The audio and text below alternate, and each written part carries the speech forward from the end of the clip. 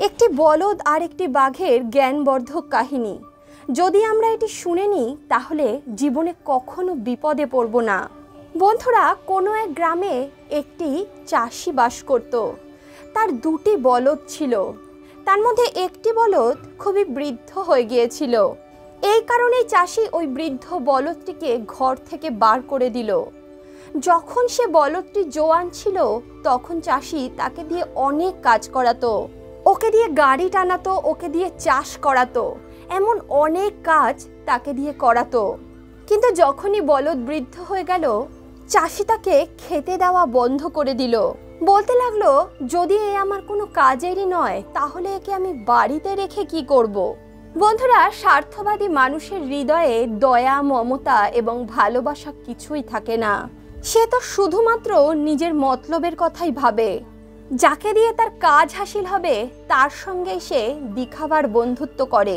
এমন মানুষের না ভাই হয়, না মিত্র, আর না মাতা পিতা। ও নিজের স্বার্থ সিদ্ধি করার জন্যে সমস্ত সম্পর্ককে ভুলিয়ে দিতে পারে। বৃদ্ধ হয়ে গেছে দেখে চাষি তার বলদকে ছেড়ে দিল। চাষির এমন ব্যবহারে বলদ খুবই দুঃখ পেল। সে নিজের ভাগ্যকে দোষারোপ করতে করতে একটি নদীর ধারে বসে কাঁদতে লাগলো। ভাবতে লাগলো, আমাদের পশুদের জীবন কতটা কষ্টকর। যতক্ষণ আমাদের থেকে সাহায্য পায় মানুষ, ততক্ষণ আমাদেরকে তারা ভালোবাসে। যখনই আমরা বৃদ্ধ হয়ে যাই, হয়তো তারা আমাদের জঙ্গলে ছেড়ে দেয় অথবা কসাইয়ের হাতে বিক্রি করে দেয়। বৃদ্ধ বলদ নদীর ধারে বসে বসে এই সব কিছুই ভাবছিল। সে ভাবতে লাগলো, তার মালিক তাকে সারা দিন খাটিয়েছিল, কিন্তু তার বদলে তাকে সামান্য ভোজনই দিয়েছিল। আর আজকে এই কারণেই আমি সময়ের আগে বৃদ্ধ হয়ে গেছি। আজকে আমি এতটাই কমজোর হয়ে গেছি যে আমি ঠিকভাবে হাঁটা চলাও করতে পারি না। এখন তো শুধু মৃত্যুর অপেক্ষা। কিন্তু বন্ধুরা, একটি কথা আছে, মানুষ যদি জ্বলন্ত আগুনেও পড়ে যায়, দোতলা তিনতলা ছাদের থেকে লাফও দিয়ে দেয় অথবা উঁচু পাহাড় থেকেও পড়ে যায়, মৃত্যু যদি তার কপালে না থাকে কোনোভাবেই সে মারা যাবে না। কথায় আছে, রাখে হরি মারে কে। যার আয়ু লম্বা থাকে কোনোভাবেই কোনো বিপদই তার কিচ্ছু করতে পারে না। বলা হয়, যার মৃত্যু চলে আসে সংসারের কোনো ক্ষমতাই তাকে জীবিত রাখতে পারে না। সামান্য সুই ফুটে গেলেও মানুষের মৃত্যু হতে পারে। আর ভগবান যার রক্ষা করে, ভাগ্য যার রক্ষা করে, সে যতই বড় বিপদে পড়ে যাক না কেন, তার প্রাণ রক্ষা ঠিকই হয়ে যায়। বলা হয়, ভাগ্যে যদি মৃত্যু না থাকে জঙ্গলে পড়ে যাওয়া শিশুও বেঁচে যেতে পারে। একইভাবে বলদও ভাগ্যের সাহারায় নদীর ধারে পড়ে থাকতো, আর সেখানে সবুজ ঘাস খেয়ে নিজের জীবন কাটাতো। জঙ্গলের তাজা হাওয়া এবং তাজা জল খেয়ে সে আস্তে আস্তে সুস্থ হতে লাগলো। সবুজ কচি ঘাস খেয়ে সে কিছুদিনের মধ্যেই বাঘের মতো হৃষ্টপুষ্ট হয়ে গেল। জঙ্গলের আশেপাশে যে ছোট প্রাণীরা থাকতো, তারা যখন নদীতে জল পান করতে আসতো, ওই বলদটিকে দেখে তারা ভয় পেয়ে যেত। একদিন নদীর ধারে সেই বলদটি বসেছিল। ওই নদীতেই একটি বাঘ জল পান করতে এলো। ওদিকে বলদ অনেক জোরে গর্জন করে উঠল। বলদের এইভাবে জোরে গর্জন করতে শুনে বাঘের তো মলমূত্র ছুটে গেল। বাঘ তখন বলদকে কোনো ভয়ঙ্কর প্রাণী ভেবে নদী থেকে জল না পান করেই চলে গেল। সে দৌড়ে নিজের গুহাতে চলে গেল এবং সেখানে গিয়ে নিজের চাকর বাকরকে বলতে লাগলো, ভাই, আমি আজকে নদীর ধারে জল পান করতে গেছিলাম। সেখানে আমি একটি অদ্ভুত ধরনের প্রাণী দেখতে পেলাম, যাকে দেখতে আমাদের থেকে অনেক আলাদা। ওর গর্জন তো খুবই ভয়ঙ্কর। ওর গর্জন শুনে তো আমার পায়ের তলা থেকে মাটি সরে গেল। এত ভয়ঙ্কর গর্জন আমি আগে কখনো শুনিনি। বাঘের এই বিষয়ে ভয় ছিল যে হয়তো ওই বলদটি আমার থেকেও বড় কোনো প্রাণী। বাঘ ভাবতে লাগলো, যদি এমনটাই হয় তাহলে সে আমাকে সরিয়ে নিজে না জঙ্গলের রাজা হয়ে বসে। বাঘকে এইভাবে উদাস এবং দুঃখী দেখে বাঘের একটি বৃদ্ধ মন্ত্রী ছিল, শেয়াল। তার দুটি ছেলে ছিল। তারা দুজনে একে অপরের সঙ্গে আলোচনা করতে লাগলো। তারা দুজনে বলতে লাগলো, ভাই, বাঘ যদি ভয় পায় তাহলে তাকে ভয় পেতে দাও। আমাদের কি প্রয়োজন তাকে সান্ত্বনা দেওয়ার? এমনিতেও তো ও কিছু কম নয়। কথায় কথায় আমাদের ধমকি দিতে থাকে, নির্দোষ লোকেদেরকে স্বীকার করতে থাকে। এই দুষ্ট তো কখনো আমাদের কথা চিন্তা করে না, আর আমরা দিন রাত ওর সেবাই করে চলি। ওর জন্যে আমরা নিজেদের স্বতন্ত্রতা হারিয়ে ফেলেছি। বলা হয় পরের ঘরে থাকা, অন্যের আধীন থেকে জীবিকা নির্বাহ করা আর দুষ্ট লোকের গৃহে থাকা একজন ব্যক্তির কাছে সব থেকে বড় দুঃখের বিষয় হয়। বাধ্য হয়ে কারোর সঙ্গে জীবনযাপন করার থেকে ভালো হয় স্বেচ্ছায় মৃত্যুবরণ করা। আরেকটি ভাই বলতে লাগলো, ভাই আমার মনে হয় আমাদের রাজা বাঘ আজকে কোনো একটি প্রাণীর ভয়ে নদী থেকে জল পান না করেই চলে এসেছে। এখন আমরা বাঘের ভয়কে অস্ত্র করে তুলব, আমরা ওর সুযোগ নেব। এই বলে একটি শেয়াল বাঘের গুহায় গেল। তারপর বাঘকে প্রণাম করে শিয়ালটি চুপ করে মাটিতে বসে পড়ল। বাঘ শিয়ালের দিকে খুবই বিচিত্র দৃষ্টিতে তাকিয়ে রইল, কারণ শিয়ালকে দেখতে খুবই চিন্তিত মনে হচ্ছিল। বাঘ বলে উঠল, আরে ভাই, অনেক দিন পর তুমি আজ দরবারে এসেছো, কোথায় ছিলে এতদিন? তখন শিয়াল বলতে লাগলো, মহারাজ আপনি তো খুবই বাহাদুর, আপনার আবার আমাদের কি প্রয়োজন পড়তে লাগলো?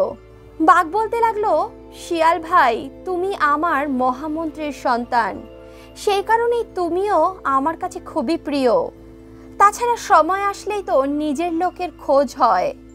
একজন শিয়াল বলে উঠল, মহারাজ আমি জানতে চাই, আপনি তো নদীতে জল পান করতে গেছিলেন, তবে জল পান না করেই কেন চলে আসলেন?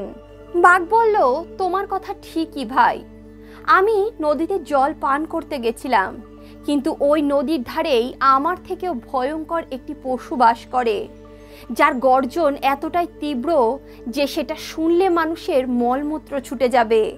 আমার মনে হয় ওই ভয়ঙ্কর পশুটি আমার রাজ্য দখল করতে চায়, আমাকে হয়তো এই রাজ্য ছেড়ে কোথাও পালিয়ে যেতে হবে। তখন একজন শেয়াল বলতে লাগলো, হ্যাঁ মহারাজ, আপনি ঠিকই বলেছেন, আমরাও ওই ভয়ঙ্কর গর্জন শুনেছিলাম। হতে পারে ও খুবই ভয়ঙ্কর একটি প্রাণী, তবে তার জন্যে আমাদের এত তাড়াতাড়ি আমাদের রাজ্য ত্যাগ করার দরকার হবে না। আপনার অনেক সেবক আছে, এত সেবক থাকা সত্ত্বেও আপনার ভয় পাওয়ার কোনো কারণই নেই। বলা হয় ভাই, বন্ধু, স্ত্রী এবং সম্প্রদায়ের পরখ বিপদে পড়লেই হয়ে থাকে। আপনি শুধু আমাকে আজ্ঞা দিন, আমি সমস্ত পরিস্থিতিকে ঠিকভাবে পর্যবেক্ষণ করে আপনাকে জানাচ্ছি, তারপরেই আমরা কোনো সিদ্ধান্তে পৌঁছতে পারবো। শুধুমাত্র শব্দ দ্বারা তো কোনো ভীতু ব্যক্তি ভয় পেয়ে যায়। বাঘ বলল, যাও, তোমরা আমার দুই মন্ত্রী, তোমার এই বিষয়ে সম্পূর্ণ স্বতন্ত্রতা রইল, তুমি যা ভালো বোঝো সেটাই করো, কিন্তু এই বিষয়ে সম্পূর্ণ খবর নিয়ে আসো। আমি জানতে চাই ওই ভয়ঙ্কর প্রাণীটা আসলে কে। বন্ধুরা, তারপর শেয়ালরা পৌঁছে গেল সেই নদীর তীরে। বড় শেয়ালটি তো নিজের কথার দ্বারা বাঘকে পুরোপুরি নিজের বশে করে নিয়েছিল। ছোট শিয়াল ভাবতে লাগলো, এখন থেকে তো জঙ্গলের সমস্ত রাজ্যই আমাদের হাতে হয়ে গেল। শিয়াল জানতো যে নদীর ধারে কোনো ভয়ঙ্কর প্রাণী নেই, বরঞ্চ একটি বলদ থাকে। তার গর্জনেই বাঘ মহারাজের এত খারাপ অবস্থা হয়ে গেছে। বাঘ ওই বলদটিকে দেখেনি, শুধু আওয়াজ শুনেছে, সে কারণেই সে এত ভয় পাচ্ছে। দুজন শিয়াল এইভাবে কথা বলতে বলতেই নদীর সামনে উপস্থিত হলো, যেখানে নদীর পাড়ে ওই বলদটি বসেছিল। শিয়াল দুটি বলদের সামনে গিয়ে বলতে লাগলো, ওহে বলদ মহারাজ, তুমি কি জানো বাঘ আমাদেরকে এই বনের শাসন ভার দিয়েছে? তুই কার আজ্ঞা নিয়ে এই জঙ্গলে থাকছিস? যদি আমাদের রাজ্যে থাকতেই হয় তাহলে আমাদের রাজার কাছে আগে গিয়ে প্রণাম কর, ওনার আজ্ঞা পেলে তবেই তুমি এই বনে থাকতে পারবে। বন্ধুরা, বাঘের কাছে যাওয়ার কথা শুনেই বলদ ভয়ে কাঁপতে লাগলো। সে জানতো সে যদি বাঘের কাছে যায় বাঘ তাকে আর আস্ত রাখবে না, সে তাকে খেয়েই ফেলবে। বলদ তখন শিয়ালদেরকে বলতে লাগলো, শিয়াল ভাই, তোমরা তো জানো যদি আমি বাঘের কাছে যাই তাহলে বাঘ তো আমাকে মেরে খেয়ে ফেলবে।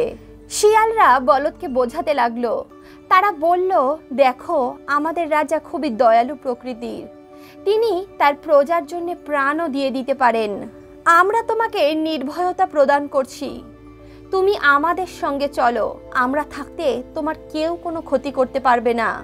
বন্ধুরা, ভোলা ভালা সরল সাদা বলদ শিয়ালের কথায় ফেঁসে গেল। সে ওই শিয়ালদের সঙ্গে বাঘের কাছে চলে গেল এবং বাঘকে প্রণাম করতে লাগলো। অপরদিকে শিয়ালরা বাঘকে বলল, বাঘ মহারাজ, আমরা আপনার ভয় সমস্ত জীবনের জন্যই মিটিয়ে দিলাম। বাঘও খুবই অবাক হয়ে গেল। সে ভাবতে লাগলো, এই দুটো ছোট্ট শিয়াল এত বড় কাজ কিভাবে করে ফেললো, এত ভয়ঙ্কর একটি জন্তুকে এরা আমার সামনে কিভাবে নিয়ে আসলো। শিয়াল বলতে লাগলো, মহারাজ, আজ থেকে আপনার আর ভয় পাওয়ার প্রয়োজন নেই। এই বলদটি আপনার মিত্র হয়ে এখানে এসেছে, আপনিও ওর সঙ্গে মিত্রের মতোই ব্যবহার করুন। বন্ধুরা, শিয়ালের কথা শুনে বাঘও বলদের সঙ্গে বন্ধুত্ব করে নিল। তারপর তাকে ডেকে তার পাশে তার বরাবরে বসিয়ে নিল। তারপর থেকেই বলদ এবং বাঘের মিত্রতা খুবই গভীর হতে থাকলো। বাঘ সমস্ত পরামর্শ বলদের কাছেই নিত। বাঘ এবং বলদ সব সময় একসঙ্গেই থাকতো। বাঘের সঙ্গে থেকে বলদও খুবই প্রসন্ন থাকতে লাগলো। কিছুদিন পর বাঘের ভাই তার সঙ্গে সাক্ষাৎ করতে আসলো। বাঘ তখন বলদকে বলতে লাগলো, মিত্র, কালকে যে মাংসটি আমরা গুহায় রেখেছিলাম সেটি কোথায় গেল? আমি তো এত খুঁজলাম, আমি পেলাম না। মনে হয় ওই মাংসটি এই দুটি শিয়াল খেয়ে নিয়েছে। বলদ বলতে লাগলো, মহারাজ, আপনার আজ্ঞা ছাড়াই এই দুজন আপনার ভোজন কিভাবে খেতে পারে? বাঘ বলতে লাগলো, মিত্র, আজকাল ওরা খুবই উচ্ছৃঙ্খল হয়ে গেছে। ওদের আর আমার আজ্ঞার কোনো প্রয়োজনই পড়ছে না। আমার কোনো কথাই ওরা এখন শুনতে চায় না। বলদ বলতে লাগলো, এটা তো খুবই চিন্তার বিষয় মহারাজ। যতই হোক, তুমি ওদের রাজা, স্বামীর আদেশ অনুযায়ী সেবকের চলা উচিত। যদি কোনো বিপদ থাকে, যদি কোনো অসুবিধা থাকে, তাহলে তো অন্য ব্যাপার, কিন্তু কোনো বিপদ আপদ ছাড়াই ওরা ইচ্ছাকৃতভাবে এই কাজগুলো করছে। তার উপরে ওরা দুজন তো আপনার মন্ত্রী। মন্ত্রীর ধর্ম হলো সে কমণ্ডলুর মতো হয়ে থাকবে, যার থেকে এমনভাবে জল পড়ে যাতে খরচা কম হয় এবং সংগ্রহ বেশি করা যায়। রাজার রাজকোষ তো সব সময় ভরে থাকা উচিত, কারণ বলা তো যায় না কখন কোন সংকট চলে আসে। সংকটের পরিস্থিতিতে যদি তার রাজকোষ পরিপূর্ণ না থাকে, তাহলে সে খাবে কি আর তার প্রজাকেই বা সে খাওয়াবে কি? বলা হয়, পুরুষের ধন সমাপ্ত হয়ে গেলে স্ত্রীরাও তাদেরকে ছেড়ে চলে যায়। ঠিক তেমনি রাজার যদি ধন সম্পত্তি না থাকে, তার চাকর বাকররাও তাকে ছেড়ে চলে যায়। একজন রাজার উচিত সবসময় নিজের রাজকোষের বৃদ্ধি করতে থাকা। যেই মন্ত্রী রাজকোষ থেকে ধন সম্পত্তি চুরি করে নিয়ে যায়, ভোগ বিলাসে লিপ্ত হয়ে যায়, এমন মন্ত্রী কখনোই রাজ্যের জন্য, রাজার জন্য সুখ প্রদান করতে পারে না। রাজার ধর্ম হলো সে ধন সম্পত্তির রক্ষা করবে, খরচা করার আগে 10 বার ভেবে নেবে।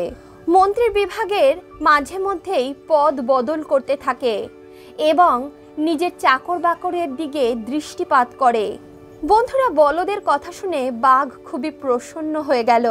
বাঘ বলতে লাগলো, বন্ধু, তুমি তো খুবই বিদ্বান, খুবই বুদ্ধিমান মনে হচ্ছে।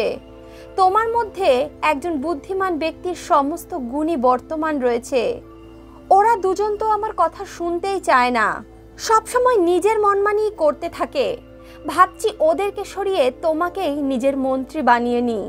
এমনটা ভেবেই রাজা রাজকোষের দায়িত্ব সেই বলদের হাতে দিয়ে দিল।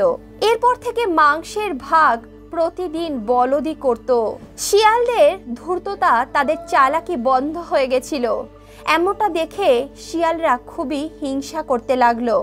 তারা বলদকে নিজের শত্রু ভাবতে লাগলো। তারা ভাবতে লাগলো, এখন তো বলদ বাঘের সবচেয়ে বেশি প্রিয় ব্যক্তিতে পরিণত হয়েছে। আগে বাঘ মহারাজ নিজের সমস্ত কাজ আমাদেরকে জিজ্ঞেস করে করতেন, অথবা আমাদের দিয়েই জঙ্গলের শাসন করতেন, আর এখন তো উনি আমাদের পাত্তাই দেন না। সমস্ত সমস্যার কারণ এই বলদটা। আমরাই তো একে এখানে নিয়ে এসেছিলাম, এখন ওই আমাদের রাস্তার পাথর হয়ে দাঁড়িয়েছে। বন্ধুরা, শেয়ালেরা বাঘ আর বলদের মিত্রতা ভাঙতে চাইতো। এমনটা ভেবেই একদিন একটি শেয়াল বাঘের কাছে গেল। বাঘকে প্রণাম করে সে বলতে লাগলো, মহারাজ, আজকে আমি আপনার জন্য একটি পরামর্শ নিয়ে এসেছি। আপনার পর খুবই বড় সংকট আসতে চলেছে। আপনার মিত্র বলদ আমাদের বিরুদ্ধে আপনাকে এই কারণেই উস্কাচ্ছে যাতে আপনি আপনার থেকে আমাদেরকে দূরে সরিয়ে দেন আর ও নিজের মতলব সফল করতে পারে। আমি নিজের কানে শুনেছি এই বলদটি জঙ্গলের অন্যান্য প্রাণীদের বলছিল যে সে আপনাকে মেরে এই জঙ্গলের রাজা হতে চায়। মহারাজ, এখনো কিছু বিগড়ায়নি। আপনি এটা ভালো করে বুঝে যান, বলদটি আপনার শত্রু।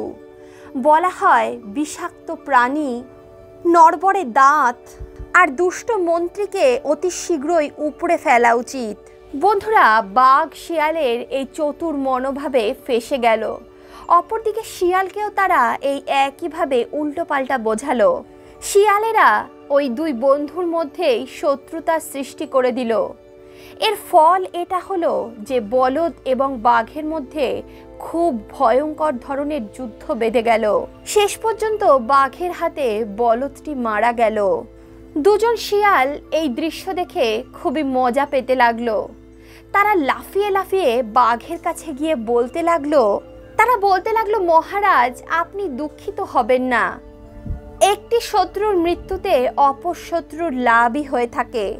বলদ তো এমনিতেও অন্য প্রজাতির ছিল, মারা গেল, ভালোই হলো। এখন আপনি নিশ্চিন্ত হয়ে নিজের রাজ্য শাসন করুন। আমরা দুজন আপনার সঙ্গে আছি। বন্ধুরা, দুষ্ট শেয়ালদের কথায় ফেঁসে বাঘ তার একটি খুব ভালো মিত্রকে হারিয়ে ফেলল। এই কারণেই বলা হয়, কেউ আপনার যতই ভালো শুভাকাঙ্ক্ষী হোক না কেন, তার কথা শোনার আগে একবার তার কথাটিকে ভালো করে ভেবে দেখা উচিত। প্রতারণাকারী ব্যক্তির কাছ থেকে সবসময় বেঁচে থাকা উচিত। স্বার্থবাদী ব্যক্তি কখনোই কারোর আপন হয় না। বন্ধুরা, মানুষ নামের প্রাণীগুলো খুবই অদ্ভুত। তারা আপন হতেও সময় নেয় না, আবার পর হতেও সময় নেয় না। মানুষ হতে গেলে মনুষ্যত্ব লাগে, আর টাকা দিয়ে মনুষ্যত্ব কেনা যায় না। একজন স্বার্থপর ব্যক্তি কখনোই কারোর ভালো বন্ধু হতে পারে না, কারণ স্বার্থের জন্য সম্পর্ক নষ্ট করতে তাদের এক সেকেন্ডও সময় লাগে না। বন্ধুরা, স্বার্থ ছাড়া এই পৃথিবীতে কেউ কারোর আপন হয় না। সবই ক্ষণিকের অভিনয়। প্রয়োজন ছাড়া কেউ কাউকে চিনবে না। বন্ধুরা, কিছু মানুষদের স্বভাব কখনোই পাল্টাবে না। তাদের যতই ভালোবাসুন না কেন, তারা স্বার্থপরই থাকবে। এই পৃথিবীর নিয়ম, মানুষ নতুনকে পেয়ে পুরাতনকে ভুলে যায়। বন্ধুরা, কিছু মানুষেরা বড় স্বার্থপর হয়ে থাকে। নিজের ভালোর জন্য অন্যের ক্ষতি করতে এরা একবারও ভাবে না। বন্ধুরা, স্বার্থপর মানুষ চেনার এই 5টি উপায় আছে। প্রথমত, স্বার্থপর লোকেরা অন্যের উন্নতি দেখতে পারে না। কোনো উন্নতি দেখলে তারা ক্ষতি সাধন করার চেষ্টা করে।